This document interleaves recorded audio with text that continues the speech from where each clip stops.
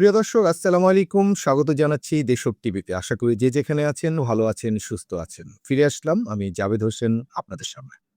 দর্শক, ২ বছর আগের একটি ভিডিও, YouTube ভিডিও যা এই মুহূর্তে নেট দুনিয়ায় ভাইরাল হয়ে গেছে। ভিডিওটিতে একজন চীনা অধ্যাপক ৩ টি ভবিষ্যদ্বাণী করেছিলেন, যার ২ টি ইতিমধ্যে অবিকল মিলে গেছে। ১ম টি ছিল মার্কিন প্রেসিডেন্ট ডোনাল্ড ট্রাম্পকে নিয়ে। ডোনাল্ড ট্রাম্প যখন নির্বাচনে প্রতিদ্বন্দ্বিতা করছিলেন, তখন এই অধ্যাপক ডোনাল্ড ট্রাম্পকে নিয়ে ভবিষ্যদ্বাণী করেছিলেন যে ডোনাল্ড ট্রাম্প আবার ক্ষমতায় ফিরে আসছেন। আর দ্বিতীয় ভবিষ্যদ্বাণীটি ছিল ডোনাল্ড ট্রাম্পকে নিয়ে। বলা হয়েছিল, ডোনাল্ড ট্রাম্প যদি ক্ষমতায় অধিষ্ঠিত হন, তাহলে তার মেয়াদে ইরানের সঙ্গে একটি দীর্ঘমেয়াদী যুদ্ধ শুরু হয়ে যেতে পারে। আর তৃতীয় ভবিষ্যদ্বাণীটি ছিল, যদি এই যুদ্ধ পূর্ণ মাত্রা লাভ করে, তাহলে যুক্তরাষ্ট্র কৌশলগতভাবে ইরানের কাছে হেরেও যেতে পারে। চীনা অধ্যাপকের এই ভবিষ্যদ্বাণী নিয়ে বিশ্লেষকরা ভাবনা পড়ে গেছে। এটা কি নিছক কাকতালীয় বিষয় ছিল, নাকি গভীর কোনো ভূ রাজনৈতিক বিশ্লেষণ ছিল? আজ আমরা জানব, কে এই অধ্যাপক, কেন তিনি এমন কথা বলেছিলেন, কেন ইরান যুদ্ধ আমেরিকার জন্য সত্যি কঠিন হয়ে উঠতে পারে, আর সত্যি কি তৃতীয় ভবিষ্যদ্বাণীটি বাস্তব হতে চলেছে। আসুন দেখি। কোথাও যাবেন না, আমাদের সাথেই থাকুন। ফিরছে একটু পর।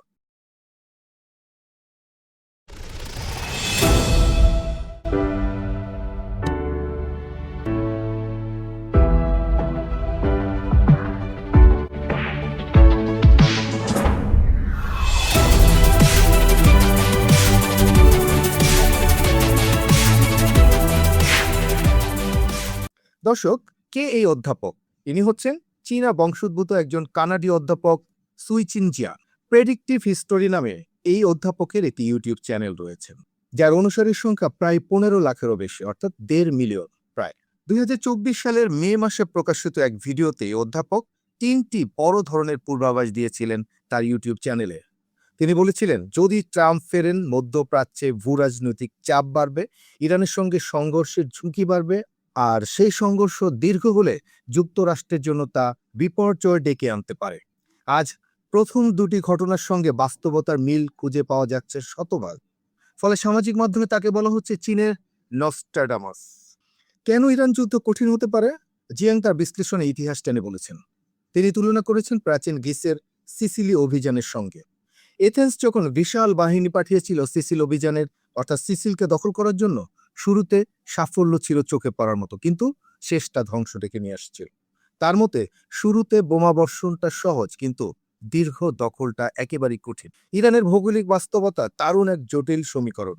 বিস্তীর্ণ পাহাড়ি অঞ্চল, দীর্ঘ মরুভূমি আর গভীর ভূগর্ভস্থ স্থাপনা। এই ধরনের ভূখণ্ডে দীর্ঘ সরবরাহ লাইন বজায় রাখা খুবই কঠিন। লজিস্টিক ব্যয় দ্রুত বাড়তে থাকবে যদি যুদ্ধ ব্যাপক মাত্রা পায়। সৈন্যদের মানসিক চাপ বাড়বে আর দীর্ঘমেয়াদের যুদ্ধ ক্লান্তি তৈরি করবে। ইরানের সামরিক কৌশলও কিন্তু মাথা খারাপ করার মতো। ইরান শুধু সরাসরি লড়াইয়ের উপর নির্ভর করছে না, তাদের রয়েছে বিশাল ব্যালিস্টিক মিসাইল কর্মসূচি, দীর্ঘপাল্লার ড্রোন আর বহুস্তরীয় বিমান প্রতিরক্ষা ব্যবস্থা। শুধু তাই নয়, ইরান বহু বছর ধরে কিন্তু প্রক্সি নেটওয়ার্ক গড়ে তুলেছেন। ইরানের চারপাশে ব্যাপক অঞ্চল জুড়ে বিভিন্ন গোষ্ঠী, বিভিন্ন মিত্র গোষ্ঠী রয়েছে, যারা সরাসরি না লড়েও মার্কিন বাহিনীর উপরে বিভিন্ন ধরনের চাপ সৃষ্টি করতে পারবে। এতে করে কিন্তু যুদ্ধ আর একক ফ্রন্টে সীমাবদ্ধ থাকার কোনো সম্ভাবনা থাকবে না। যুদ্ধ ছড়িয়ে পড়বে বহুদিকে, আরও বহু মাত্রা নিয়ে। যুক্তরাষ্ট্রকে তখন একসঙ্গে বহু জায়গায় বহু প্রতিকূলতার সাথে লড়াইয়ে প্রস্তুত থাকতে হবে, যা তাদের জন্য দীর্ঘমেয়াদে দারুণ ঝুঁকি এবং ব্যয়সাধ্য হবে। যুদ্ধ এখন শুধু কিন্তু ট্যাঙ্ক আর মিসাইলের মধ্যে সীমাবদ্ধ নয়। সাইবার হামলা, তথ্যযুদ্ধ, ড্রোন হামলা, অর্থনৈতিক অবরোধের পাল্টা কৌশল ইত্যাদি ইত্যাদি। ইরান কিন্তু ইতিমধ্যে তাদের সাইবার সক্ষমতা বহুগুণ বাড়িয়েছে বলে বিশ্লেষকরা ধারণা করছেন। এই যুদ্ধে কোনো কারণে যদি জ্বালানি অবকাঠামো, যোগাযোগ ব্যবস্থা বা সামরিক নেটওয়ার্কের সামান্যতম আঘাত আসে, তাহলে তা সরাসরি যুদ্ধক্ষেত্রের বাইরেও বৈশ্বিকভাবে ব্যাপকভাবে ছড়িয়ে পড়বে। বিশেষ করে হরমুজ প্রণালীর কথায় ধরা যাক, যেটি বিশ্ব অর্থনীতির গলা হিসেবে চিহ্নিত। বিশ্বের বড় অংশের তেল সরবরাহ, তেল পরিবহন এই হরমুজ প্রণালী দিয়ে হয়ে থাকে, যার অধিকাংশ নিয়ন্ত্রণ এককভাবে ইরানের হাতে। ইরান কঠিন চাপে পড়লে এই রুট কিন্তু পুরোপুরি বন্ধ করে দিবে তারা, যার ফলে উত্তেজনা ছড়িয়ে পড়বে সারা বিশ্বে। আর এই রুটে উত্তেজনা মানে কিন্তু তেলের দাম বাড়া, আর তেলের দাম বাড়া মানে বিশ্ব অর্থনীতিতে বিশাল চাপ। যুক্তরাষ্ট্রের অভ্যন্তরীণ রাজনীতিতেও কিন্তু তা ব্যাপক প্রভাব পড়বে। অর্থাৎ যুদ্ধ তখন শুধু আর সামরিক থাকবে না, তা অর্থনৈতিক যুদ্ধের রূপ নেবে। যুক্তরাষ্ট্রের ইতিহাসে দেখা গেছে দীর্ঘ যুদ্ধ কিন্তু যুক্তরাষ্ট্রের প্রতিটি সরকারের উপরেই রাজনৈতিক চাপ বাড়িয়েছে।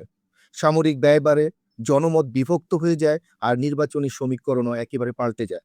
যদি সংঘর্ষ দীর্ঘ হয় তাহলে সেটি কৌশলগত সাফল্যকে রাজনৈতিক ব্যর্থতায় পরিণত করে দিতে পারে।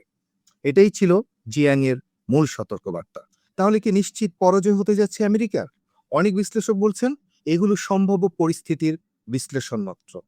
চূড়ান্ত ভবিষ্যৎ নির্ভর করবে কূটনীতি, জোট রাজনীতি, সামরিক কৌশল এবং আঞ্চলিক সমীকরণের উপর। কিন্তু প্রশ্নটা কিন্তু রয়েই যায়, দুটি ভবিষ্যৎবাণী যদি মিলিয়ে যায় তাহলে তৃতীয়টা কি একেবারেই উড়িয়ে দেওয়া যায়? নিশ্চয়ই এর কোনো বাস্তব ভিত্তি থাকতেও পারে। দর্শক, ইতিহাস বারবার দেখিয়েছে অতিরিক্ত আত্মবিশ্বাস কিন্তু অনেক সময় বিপজ্জনক হয়ে ওঠে। শুরুতে সামরিক শক্তি দেখানোটা সহজ, কিন্তু দীর্ঘ যুদ্ধে টিকে থাকাটাই কিন্তু কঠিন বাস্তবতা। ইরান কি সময়কে অস্ত্র হিসেবে ব্যবহার করবে? অর্থাৎ ইরান কি চাইবে এই যুদ্ধ আরো দীর্ঘায়িত হোক, যা কৌশলগতভাবে যুক্তরাষ্ট্রকে পরাজয়ের দিকে নিয়ে যাবে? যুক্তরাষ্ট্র কি দ্রুত ফল চাইতে গিয়ে দীর্ঘ ফাঁদে পড়বে?